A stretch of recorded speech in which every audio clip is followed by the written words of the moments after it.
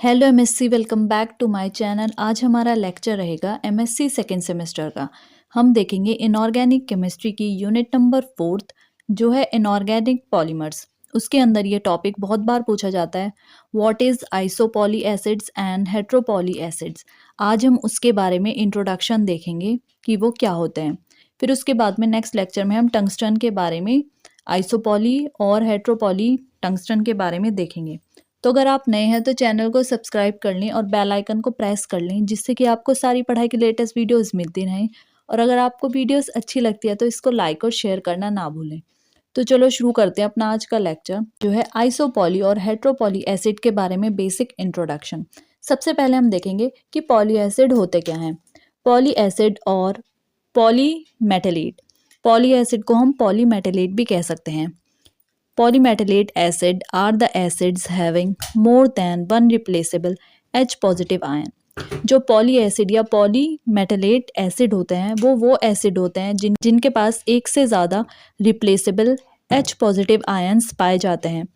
Means it is a very weak acids of metals such as vanadium, niobium, molybdenum, tungsten, etc., which are formed by condensation and polymerization and characterized by the ease with which they are condensed to form a anion containing several molecules of acid anhydride।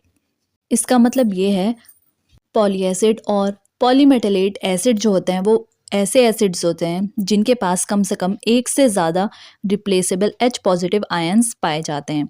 इसका मतलब है कि वो weak acid होते हैं metals के, जैसे कि वेनेडियम का हो गया, निबोबियम का हो गया, मॉलिब्डेनम और टंगस्टन एटसेट्रा, जो कि फॉर्म होते हैं कंडेंसेशन और पॉलीमराइजेशन से। और उनको हम कैरेक्टराइज कर सकते हैं इस ईज के साथ कि दे condense to form anion containing several molecule of anhydride acid anhydride। और हम उसको कैरेक्टराइज कर सकते हैं इस ईज के साथ कि वो कंडेंस होते हैं और बनाते हैं एनायन जिसके पास सेवरल मॉलिक्यूल्स होते हैं एसिड एनहाइड्राइड के।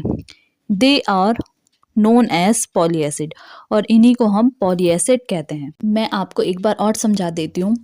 पॉली एसिड और पॉलीमेटेलेट एसिड वो एसिड होते हैं जिनके पास एक से ज़्यादा रिप्लेसेबल H पॉजिटिव आयंस पाए जाते हैं, या हम कह सकते हैं वो मेटल के वीक एसिड होते हैं।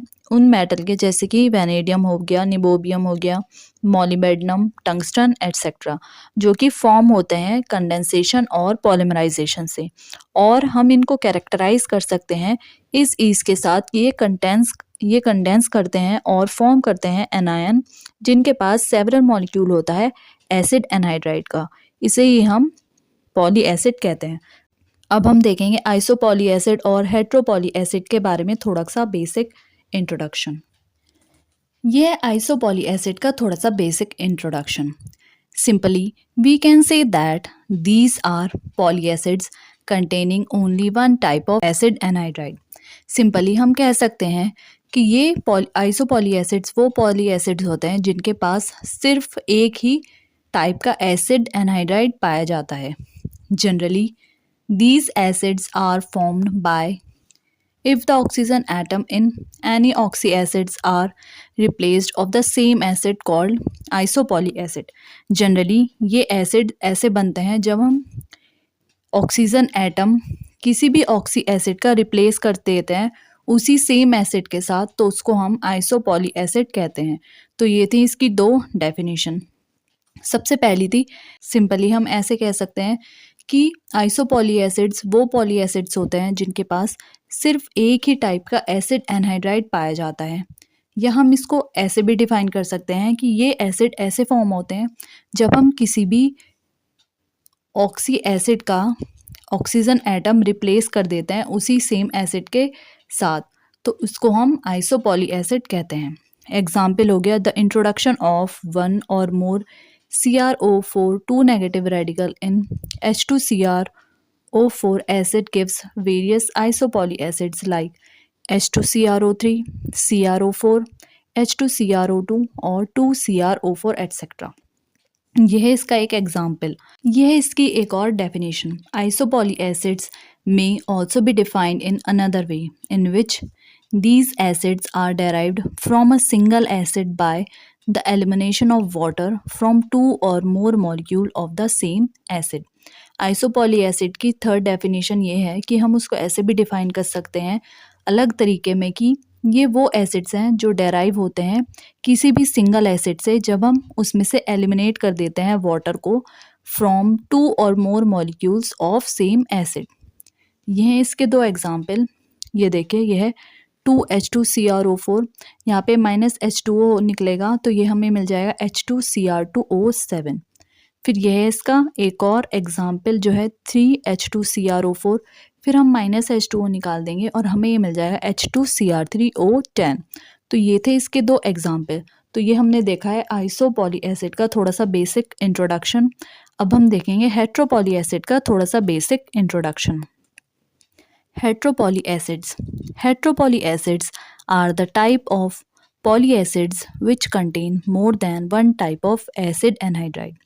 जो हेट्रोपॉली एसिड्स होते हैं वो उस टाइप के पॉली एसिड्स होते हैं जिनके पास एक से ज़्यादा अधिक एसिड एनहाइड्राइड पाए जाते हैं।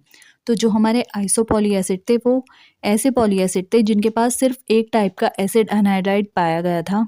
पर जो हमारे हेट्रोपॉली एसिड हैं ये वो उस तरह के पॉली एसिड हैं जिनके पास एक से ज़्यादा टाइप का एसिड एनहाइड्राइड पाया जाता है। It means it is formed by the different series of a acid anhydride. इसका मतलब है कि जो हेट्रोपॉली एसिड होते हैं वो फॉर्म होते हैं डिफरेंट सीरीज के एसिड एनहाइड्राइड से, और we can say that they are formed by the union of the varying number of acid anhydrides molecule with some other acid which could furnish the central atom या ion of whole complex. तो ये इसकी third definition हेट्रोपॉली acid में ये है कि हम हेट्रोपॉली acid को ऐसे भी कह सकते हैं कि वो फॉर्म होते हैं जब मतलब बहुत सारे जब varying number of acid anhydride जब बहुत सारे वेरियस टाइप के एसिड एनहाइड्राइड मॉलिक्यूल का यूनियन होता है किसी दूसरे एसिड के साथ, तो वो फर्निश कर देते हैं सेंट्रल एटम या आयन के होल कॉम्प्लेक्स को। तो इसको भी हम हेट्रोपॉली एसिड कह सकते हैं कि हेट्रोपॉली एसिड फॉर्म होते हैं जब बहुत सारे टाइप के एसिड एनहाइड्राइड मॉलिक्यूल का यूनियन होता है किसी और दूसरे एसिड के साथ जो कि फर्निश कर सकते हैं सेंट्रल एटम या आयन उस होल कॉम्प्लेक्स का। फिर ये कह रहा है the anion form by this type of acid is called heteropoly anion. जब एनायन जो फॉर्म होता है इस टाइप के एसिड से उसको हम हेट्रोपॉली एनायन कहते हैं। ये हैं इसके कुछ एग्जाम्पल्स, आप इसमें से एक दो एग्जाम्पल लिख दीजिएगा। तो ये था हमारा हेट्रोपॉली एसिड के बारे में थोड़ा सा बेसिक इंट्रोडक्शन, और ये था हमारा आइसोपॉली एसिड के बारे में थोड़ा सा बेसिक इंट्रोडक्शन। इससे पहले हमने पॉली एसिड के बारे में थोड़ा समझा है कि पॉली एसिड होते क्या हैं। इसमें हमने स्टार्ट किया है कि पॉली एसिड्स क्या होते हैं और आइसोपॉली एसिड और हेट्रोपॉली एसिड्स के बारे में हमने थोड़ा सा बेसिक कॉन्सेप्ट देखा है। होप ये लेक्चर आपके लिए यूज़फुल होगा। अगर आप नए हैं तो चैनल को ज़रूर सब्सक्राइब करें और बेल आइकन को प्रेस करें जिससे कि आपको सारी पढ़ाई की लेटेस्ट वीडियोस मिलते रहें। और अगर आपको वीडियोस अच्छी लगती है तो प्लीज़ इसको लाइक और शेयर करना ना भूलें। Thank you for watching.